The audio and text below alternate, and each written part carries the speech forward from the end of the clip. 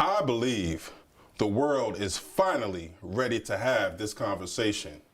And I believe the Lions are the perfect leaders to really affect positive change as it relates to racial equity and diversity.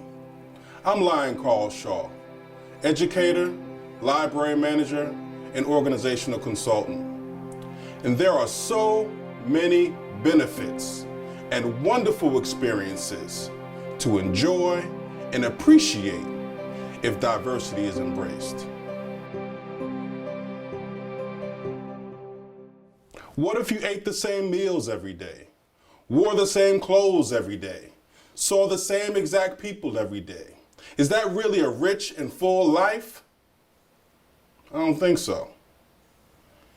So just like we're open to new places, new things, different experiences, we could be open to connections with different people no matter what their so-called race is. Does that mean you get along with everyone you meet? Of course not. But base your feelings on their interactions with the person, not simply because they identify with a so-called race. Sounds simple, right? Well, why is it so hard for people to appreciate the value of different cultures around the world? Where did this mentality come from?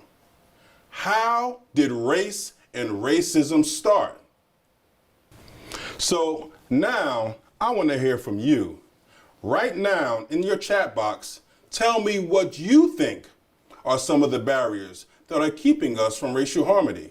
Just take 1 minute and let me know what you think. What are some of the problems that we're facing when it comes to racial harmony?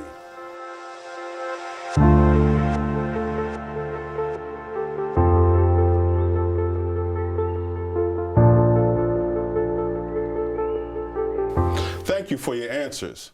And while you guys are still typing, we really want to take a close look at how did racism start. Let's see what the research says. Research shows the concept of race has no biological backing and didn't really exist until around the 1600s, leading up into the slave trade in the late 1700s. The English were settling into America, and they began to employ the concept of race as sort of a ranking system for economic, workforce, and social standing. In other words, race was invented to control power, labor, and money. So here we are today, dealing with the same effects of a biological myth, which has led to deep-rooted systemic racism. This led to disparities in education, the criminal justice system, economics, employment, housing, healthcare, politics, and even more. And all of this still plagues our communities today. Let's get back into the chat box. What are some other ways you see racism affecting our communities, our lives, and our Lions clubs? Put that in the chat right now.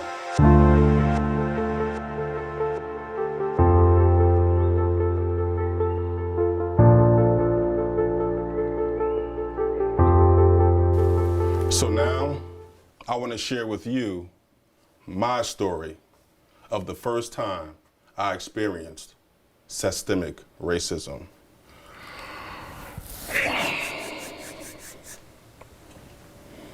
I was around 14 years old with two of my friends. We're coming from a movie, laughing, joking, beautiful environment. We were at a mall. And the next thing you know, a police car pulls up. So we didn't think anything of it. Police cars are around shopping malls all the time. Next thing you know, the officer walks towards us. We have no idea that we are the targets. What are you boys doing? What are you doing? And that was all they needed. The next thing you know, hands were behind my back, my head slammed against the hood of a car, and handcuffed so tight that my fingers went numb. Now, luckily, we were waiting for one of my friend's mothers to come pick us up. And when she arrived, she asked the police officer, "What's going on here?" Oh, we thought they fit the description, but it was mistaken identity. Sorry about that, ma'am. No big deal. Took the cuffs off, and that was it. But what if my friend's mom never arrived? What if we weren't waiting for a ride? There's no telling how that situation would have really went, especially with the events that happened last year. That's when I knew that no matter how clean cut I was, no matter how educated I was, no matter how articulate I was a target. And I was filled with so much resentment from that day forward.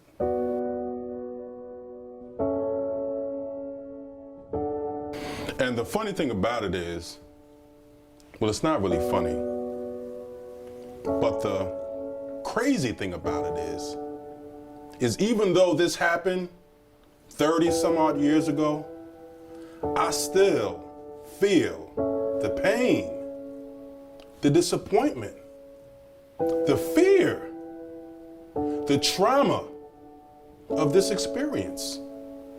And even though I'm here before you today, telling you how diversity is so important, there's also one side of me that really wants to make sure that somebody's son, some 13-year-old or some teenager or younger doesn't experience that situation ever in life.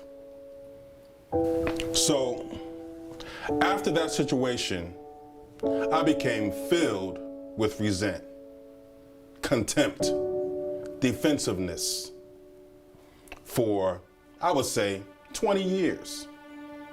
Until I finally realized it was more of a burden and it wasn't even adding value to my life. And most importantly, I was now a part of the problem.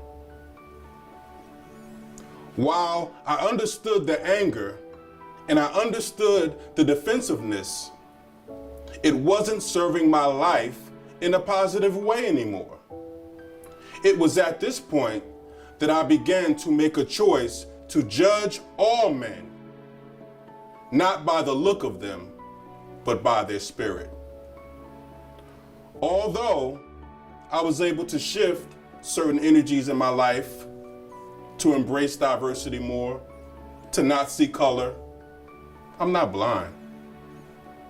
I still see what's going on in our nation.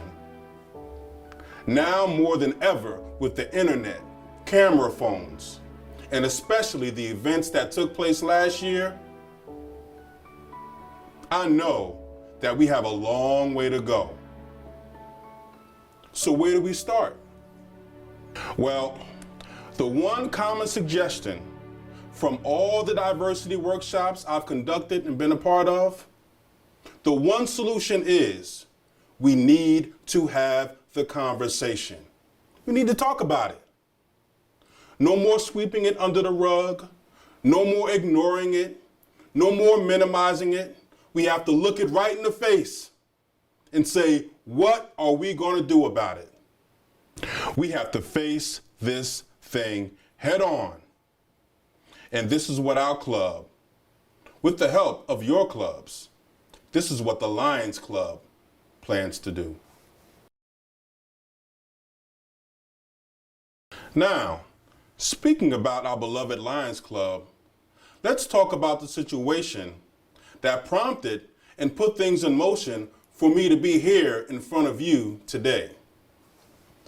After joining the Bellefonte Lions and experiencing all the great things that we were doing for the community, all the diversity we experienced and we enjoyed, how much of a family feel it was being around my fellow Lions, I learned about the history of the minstrel shows. I learned about how Lions would put on blackface during these minstrel shows.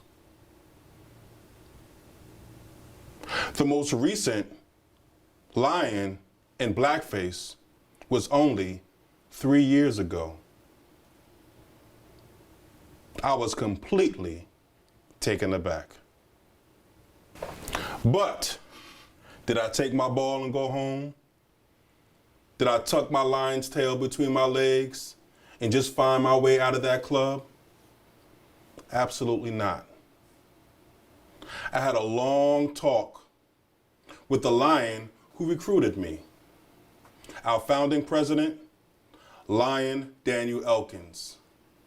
We discussed the harsh realities of the past. We discussed how we had a long way to go as Lions, as individuals, and as a nation to really affect positive change in this world.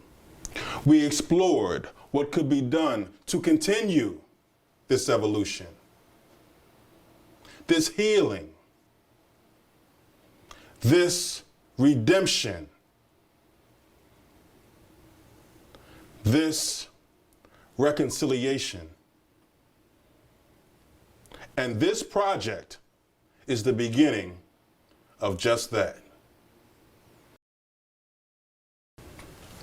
Okay, so now you heard a little bit about my history, a little Lion history. And we said in the beginning, the first thing that we have to do to fix this is talk about it. So, how do we start the conversation? Well, I prepared a few slides to walk us through how we get this conversation started. How do we start the conversation? Number one, make it an agenda item. It has to be on the agenda. Make time for a conscious and intentional discussion on how to nurture diversity in your club. 2, create a safe space to have these discussions and set ground rules. Sometimes it's hard for people to get comfortable to have these difficult conversations. Make sure that people are prepared to have this conversation. After the ground rules are set, make sure the environment is comfortable, and make sure people are really ready to open up and be honest. And make sure you have some time to decompress after the conversation. Next, put aside preconceptions and embrace the discomfort. Hey, we're talking about a difficult conversation here. We have to be okay with feeling a little uncomfortable. In order to get the truth, you have to go through the pain.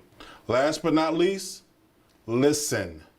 This is the best thing you can do when it comes to having hard and difficult conversations. Don't just participate to share your opinion. Make sure that you are listening to learn and grow. And most of all, change. Now, it's your turn. Go down to the chat box and type other ways that you could start the conversation. What should you do to effectively get the ball rolling with this conversation? And remember, I'm going to be listening to you.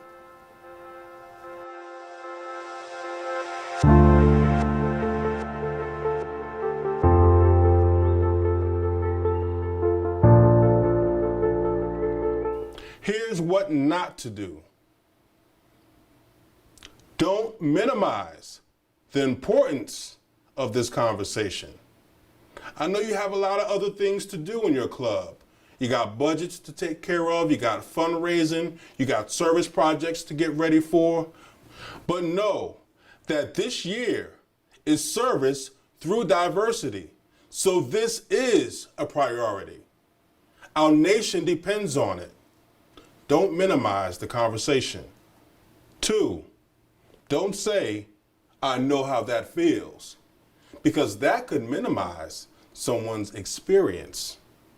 You can listen, you can nod your head, you can let them know that you empathize, but don't say you know how that feels when you really don't.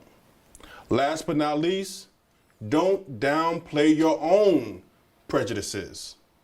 In other words, keep it real with yourself. Keep it real with others. We all have prejudices. We all have little biases. Be honest. Be okay with being wrong. This is the safe space to do that.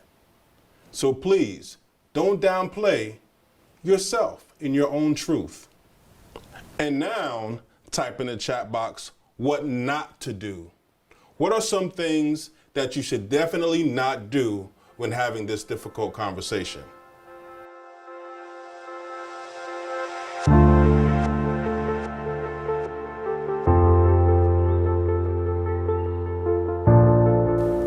Thank you so much for your answers and your participation. We are now on our way to helping the world embrace diversity.